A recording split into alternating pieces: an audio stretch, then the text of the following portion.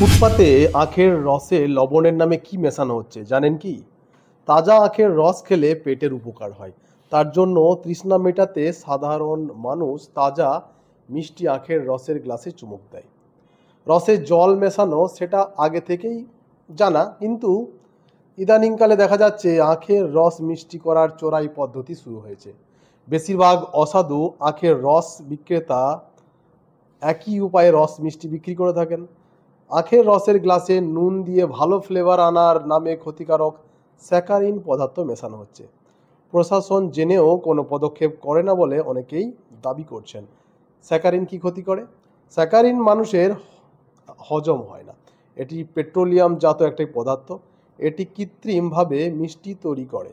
এটি শরীরের বিভিন্ন জায়গায় জমতে থাকে, যার ফলে মধুমেহ রোগ অর্থাৎ ডায়াবেটিস, লিভারের রোগ থেকে আরম্ভ করে ব্রেন ক্যান্সার পর্যন্ত হতে পারে। স্যাকারিন ব্যবহারের ক্ষেত্রে সরকারের বিধিনিষেধ থাকলেও অসাধু এই ব্যবসায়ীরা এই স্যাকারিন বিভিন্নভাবে ব্যবহার করছে। আদতে মানুষের ক্ষতি করছে তারা।